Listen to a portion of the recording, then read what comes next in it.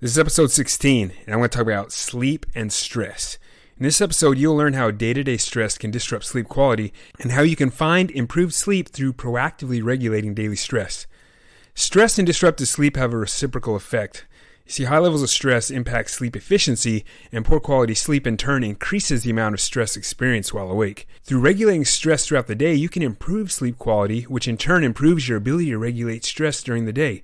Increased levels of stress impact sleep onset, or how long it takes for you to fall asleep, and increases nighttime awakenings. To understand this, you need to visualize what is happening inside your mind and body when exposed to stress. In episode 3 of this podcast series, the episode titled A Simple Way to Control Stress, you learned that anytime we experience stress, anxiety, sadness, or negative emotions, the body releases stress hormones, and this results in shortness of breath, increased heart rate, lower body temperature, muscular tension, and a decrease in gastrointestinal activity. Constant exposure to stress and the constant release of stress hormones contributes to insomnia. Insomnia is one of the most prevalent sleep-related disorders and results from activating areas of the brain that should be dormant when sleeping. The areas of the brain responsible for alertness, motor function, and problem-solving are alert when they should not be. So, failing to proactively regulate stress during the day causes the constant release of stress hormones, and it primes these areas that should be dormant during sleep, resulting in insomnia. The good news here is we all have the potential to reduce the priming of these areas through actively regulating stress throughout the day. To regulate stress and calm a busy mind requires proactively managing stress during the day and preparing to calm down a busy mind as you wind down for bed 2 hours before bedtime.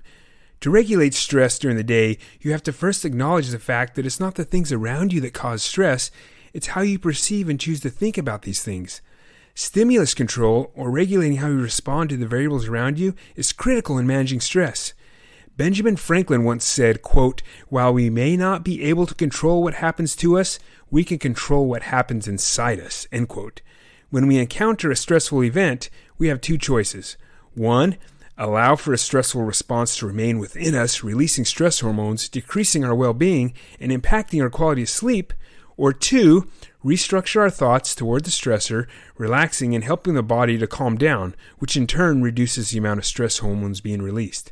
It can be difficult to regulate stress in the heat of the moment, but you can prepare yourself to relax in the face of this stressful stimulus by telling yourself first thing in the morning that you are going to prepare to action a stress management strategy against any stressors you may face during the day. You can also make a list of things that typically cause you stress and prepare for those in advance. For example, let's say you always become frustrated with the traffic situation as you drive into work. This frustration releases stress hormones that in turn will reduce your sleep quality at night. As you drive into work, prepare for this frustration of traffic. Prepare to relax and choose not to allow the traffic to cause stress. Remember, it's not the traffic causing the stressful response. It's your choice to view the traffic as a stressful situation. If you choose to continue to become frustrated with the situation, you have chosen to allow stress hormones to be released and impact your sleep quality. Besides regulating stress during the day, throughout your daily activities, you must also prepare to calm down a busy mind 2 hours before your bedtime. During the 2 hours prior to bed, the body naturally decreases the release of stress hormones and begins to produce melatonin. Melatonin development has two enemies. That's light exposure and stress. As you prepare to wind down for bed, think of anything that might cause you worry or stress and try to address these things before bed. If dirty dishes cause you worry, are the doors unlocked? Did you take the trash out? Or is it a task that you need to at least start before bed? Address these things. The goal here is to prevent the mind from thinking or worrying about anything, because overthinking and worrying releases stress hormones, making it difficult to fall asleep. My challenge for you this week is to proactively regulate stress through the day and toward the end of the night. You must plan in advance to do this. As you implement your stress management strategies, track your sleep and reflect how you feel and how your sleep is improving. Thanks for listening. This concludes this episode. Please tune in every Monday for a new self-care tip. If you enjoyed this episode, do me a favor and share it with your family and friends. Please check out my book titled Self-Health Andragogy, Self-Directed Learning Approach to Mental and Physical Care. It's available on Kindle, print copy, and audiobook. You can find links to my new book in the show notes of this podcast.